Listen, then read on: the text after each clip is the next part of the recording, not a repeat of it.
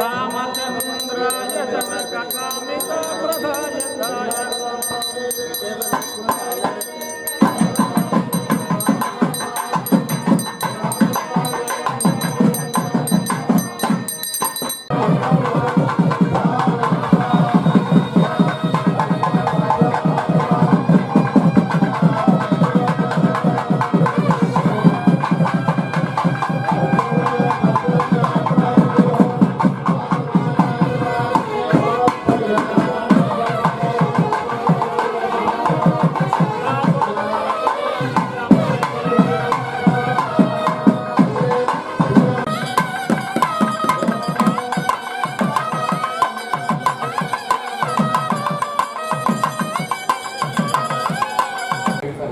ಅವಾಗ ಸಮುದ್ರ ರಾಜ ಹೇಳ್ತಾರೆ, ನಿಮ್ಮ ಶ್ರೀನಿವಾಸ, ನಿಮ್ಮ ವಿಷ್ಣು ಮತ್ಸ್ಯಾವತಾರದಲ್ಲಿ ಇದ್ದಾನೆ.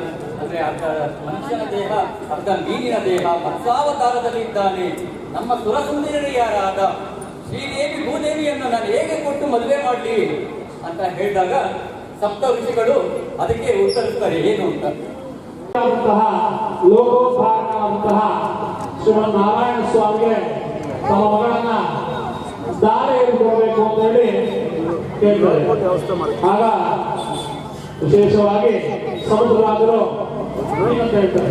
ಗೋವಿಂದ ಬೆಂಗಳೂರು ವಿವಿಪುರಂ ಅನ್ನುವ ಜಾಗದಲ್ಲಿ ಈ ದೇವಸ್ಥಾನವು ತುಂಬ ಪ್ರಾಚೀನವಾದದ್ದು. ಹೇಗೆ ಎಂದರೆ 470 ವರ್ಷದ ಹಳೆಯ ದೇವಾಲಯವಾಗಿದ್ದು, ಇದು ಎಲ್ಲ ಕಷ್ಟ ಕಾರ್ಪಣ್ಯಗಳನ್ನು, ಭಕ್ತರ ಕಷ್ಟ ಕಾರ್ಪಣ್ಯಗಳನ್ನು ನೀಗಿಸುವಂತಹ ನಮ್ಮ ಶ್ರೀ ಅಭಯ ವೀರಾಂಜನೇಯ ಸ್ವಾಮಿ. ಯಾಕೆಂದರೆ ಅವನ ಹಸ್ತದಲ್ಲಿ ರೇಖೆಗಳಿದೆ ಹಾಗೂ ಮುಖದಲ್ಲಿ ಕೋರೆ ಹಲ್ಲು ಇದೆ ಹಾಗೂ ರಾಕ್ಷಸನ ಸಂಹಾರ ಮಾಡ್ತಿದ್ದಾನೆ.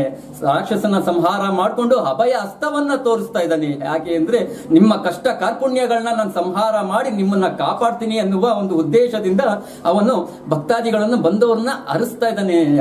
ಎಷ್ಟೇ ಜನ ಕಷ್ಟ ಕಾರ್ಪುಣ್ಯಗಳಂತ ಬಂದ್ರು ಅವ್ರನ್ನೆಲ್ಲ ನೀಗಿಸುವವನೇ ಶ್ರೀ ಅಭಯ ವೀರಾಂಜನೇಯ ಸ್ವಾಮಿ.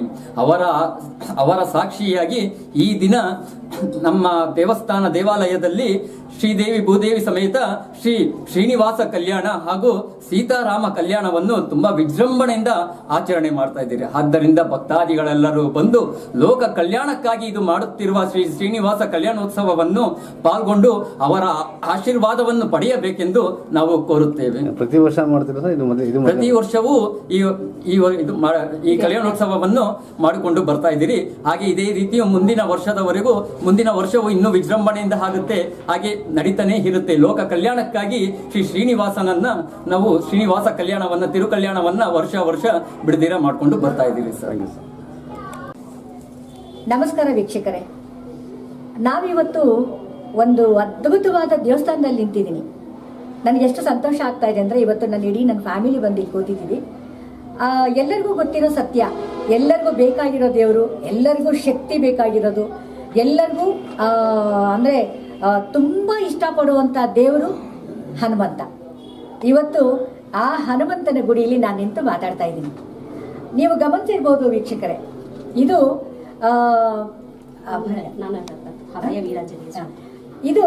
ಅಭಯ ವೀರಾಂಜನೇಯ ಸ್ವಾಮಿ ಟೆಂಪಲ್. ಇದು ತುಂಬ ಹಳೆಯದು, ಅಂದರೆ ಪುರಾತನ ಕಾಲದ್ದು.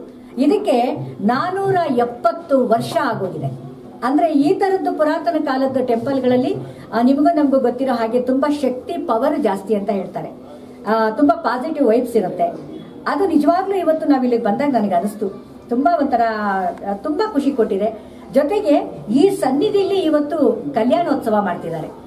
ಇದಕ್ಕೆ ಉಸ್ತುವಾರಿಯಾಗಿ ನಡ್ಕೊಳ್ತಾ ಇರೋದು ನಮ್ಮ ವಿನಯ್ ಭಟ್ರು ಅಂತ, ಅವರ ಹೆಂಡತಿಯವರು ಆಶಾ ಅಂತ. ಇವರು ಒಬ್ರಿಗೊಬ್ರು ಹೆಗಲಾಗಿ ಗಂಡ ಹೆಂಡತಿ ಈ ದೇವಸ್ಥಾನನ ತುಂಬಾ ಚೆನ್ನಾಗಿ ಮುಂದುವರ್ಸ್ಕೊಂಡು ಹೋಗ್ತಾ ಇದ್ದಾರೆ. ಇದಕ್ಕೆ ನಿಜವಾಗ್ಲೂ ನಾವು ಖುಷಿ ಪಡ್ಲೇಬೇಕು. ಯಾಕೆಂದ್ರೆ ಪುರಾತನ ಕಾಲದ ದೇವಸ್ಥಾನಗಳು ಸಿಗೋದೇ ಅಪರೂಪ ಇವಾಗ. ಇಂತಹ ಒಂದು ಸಿಟಿಲಿ ಚಾಮರಾಜಪೇಟೆ ಅಂತ ಒಂದು ಈ ಸಿಟಿಲಿ ಇಂತಹ ಒಂದು ಅದ್ಭುತವಾದ ದೇವಸ್ಥಾನ ಇರೋದು, ಇದನ್ನ ಇವರು ಚೆನ್ನಾಗಿ ನಡ್ಸ್ಕೊಂಡು ಹೋಗ್ತಾ ಇರೋದು ಇನ್ನೂ ಖುಷಿ ಪಡುವಂತ ವಿಷಯ. ನಮಗೆ ವಿನಯ್ ಭಟ್ರು ತುಂಬಾ ವರ್ಷದಿಂದ ಗೊತ್ತು. ನಮ್ಮ ಮನೆಯಲ್ಲಿ ಯಾವುದೇ ಪೂಜೆ ಕಾರ್ಯಕ್ರಮಗಳು ಏನೇ ಇದ್ರು ಅವರೇ ಬಂದು ನಮಗೆ ಗೃಹ ಪ್ರವೇಶ ಆಗಿರ್ಬೋದು, ಮತ್ತೊಂದಾಗಿರ್ಬೋದು, ಎಲ್ಲವೂ ಅವರೇ ನಡ್ಸ್ಕೊಡ್ತಾರೆ. ತುಂಬಾ ನಂಬಿಕೆ ಇಟ್ಕೊಂಡಿರುವಂತ ವ್ಯಕ್ತಿ, ಗಂಡ ಹೆಂಡತಿ ಇಬ್ರು. ತುಂಬಾ ಖುಷಿ ಪಡೋ ವಿಷಯ ಇದು. ಹಾಗಾಗಿ ದಯವಿಟ್ಟು ನೀವೆಲ್ಲರೂ ಬಂದು ಇಲ್ಲಿ ವೀಕ್ಷಣೆ ಮಾಡಬೇಕು. ಏಕೆಂದರೆ ನಮ್ಮೆಲ್ಲರಿಗೂ ನಿಮ್ಮೆಲ್ಲರಿಗೂ ದೇವರ ಆಶೀರ್ವಾದ ತುಂಬ ಮುಖ್ಯ. ಇವತ್ತು ಕಲ್ಯಾಣೋತ್ಸವ ನಾವು ಮಾಡ್ತಾ ಇರೋದೇನು ಅಂತಂದರೆ, ಈ ಸನ್ನಿಧಿಲಿ ನಮ್ದೊಂದು ಅಳಿಲು ಸೇವೆ, ಎಲ್ಲರ ಒಟ್ಟಿಗೆ ನಾವು ಇದರಲ್ಲಿ ಭಾಗಿಯಾಗಿದ್ದೀವಿ. ತುಂಬ ಖುಷಿ ಕೊಡುವಂಥ ವಿಷಯ. ನಿಮ್ಮೆಲ್ಲರಿಗೂ ಒಳ್ಳೇದು ಮಾಡಲಿ.